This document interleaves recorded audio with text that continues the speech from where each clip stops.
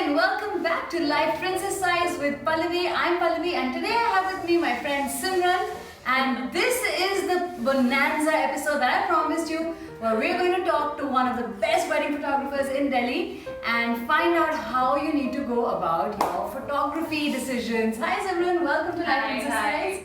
She has photographed two of the closest weddings in my family and we trust her completely with all the photography needs, so I've roped her in so that you get the best and the most honest information on how to choose your wedding photographer. So Simran, straight away, what is the criteria one should follow for choosing the perfect photographer? The first thing when you hear, oh yes, I'm gonna get married, what's the first thing that comes to your mind? Oh, what I'm gonna wear. Exactly.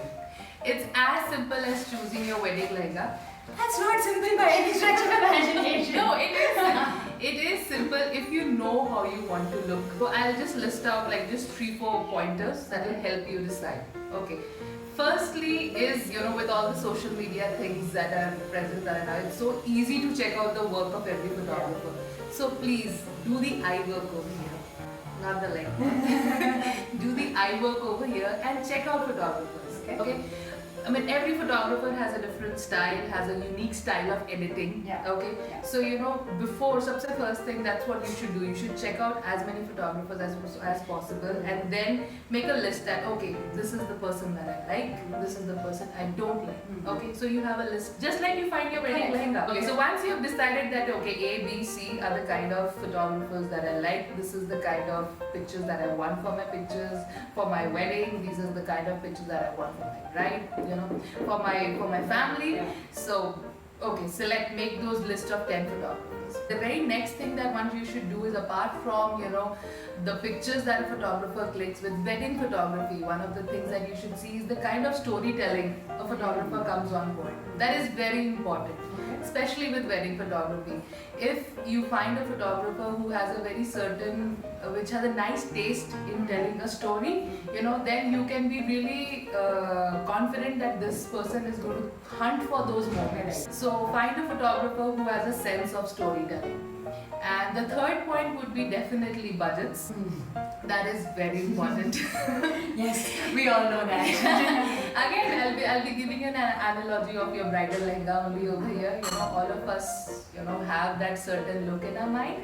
But then, in the end, budgets is something which pulls us down. But needless to say that, I think so in Pallavi's last post, she mentioned about finding, there are some very mid-sized designers who do some kick-ass job. Okay, the amount of money that I know how, Mr. Sabyasachi, you have defined Indian wedding. the bridal world and the bridal fashion for us in India and all over the world. Thank you for that. But spare our pockets. Please spare our pockets. Yes. So just like Pallavi mentioned in her last post, that you just don't need to go for a Sabyasachi always. Yeah. There are some really mid-section stylists in Shah Pujat and Oscar, I'm sure she'll be able to update you better on that. Just understand what your pocket allows, and I'm sure there are photographers who will give you the best of quality, quantity and money. There are. So why don't you just break it down for people, because I know a lot of these brides have this confusion. There's traditional, there's candid, and then when it comes to videos there's cinematic, again there's traditional, and there's a lot of confusion about what it all means. See, with Indian weddings, that's the biggest challenge, is the numbers.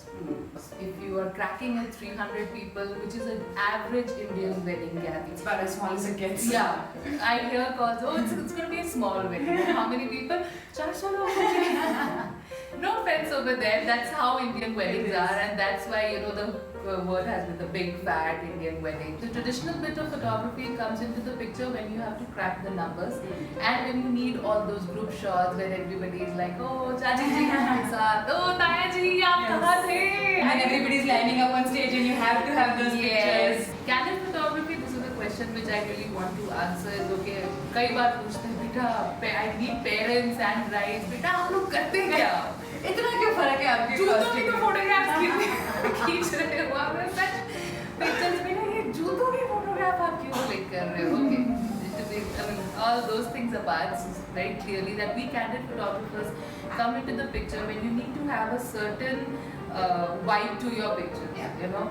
If you want to, because we come with a sense of creativity and sense of art, we try to make things look pretty and try to make things look beautiful, and we try to focus on a lot of details that you have silently put a lot of effort on, capturing all those details, and obviously the moments that we will capture, because our focus is primarily on seeing moments. Okay, I won't see people. Yeah. I'll see a laugh, I'll see a cry, I'll see a quirky moment.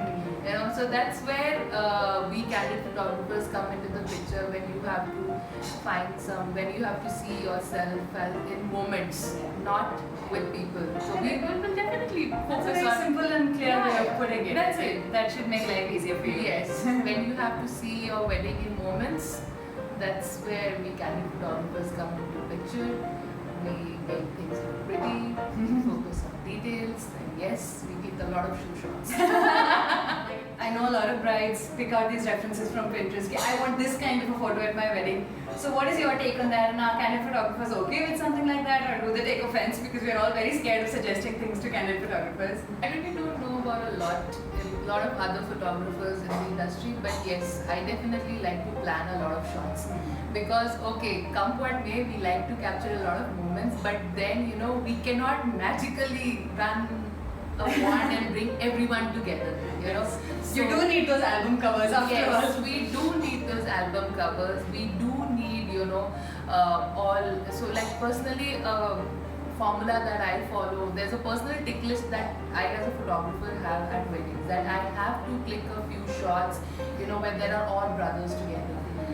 So as a candid photo, all sisters together, all friends together, because somehow I feel weddings is the only time when all of these people get together. True. And come what may, जितना भी हम candid photographers बोले कि अच्छा नहीं होता है, there is a certain beauty in capturing a group photo candidly. Correct.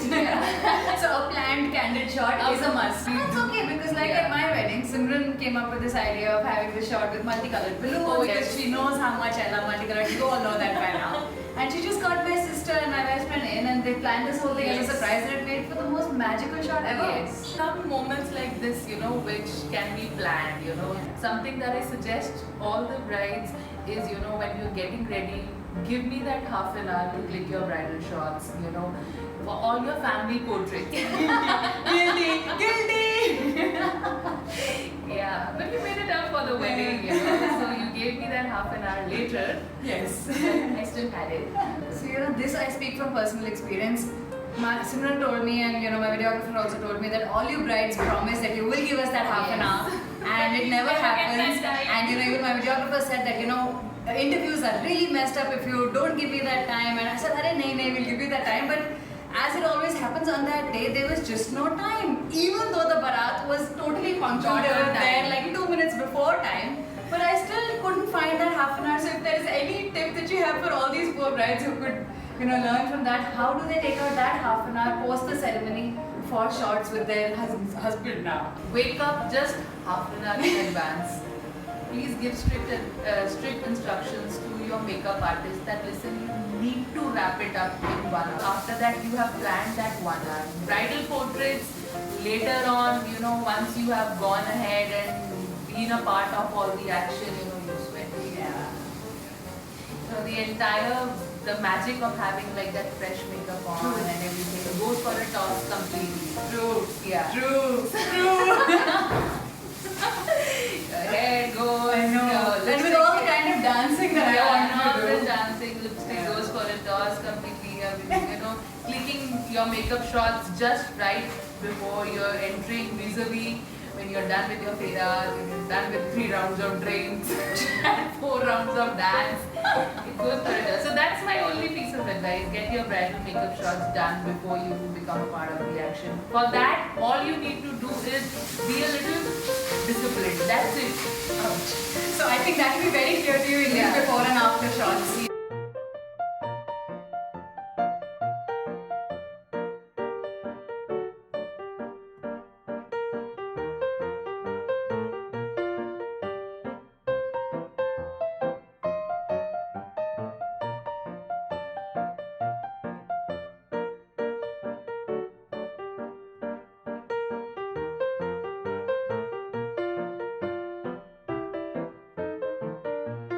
end. Thanks guys. Keep tuning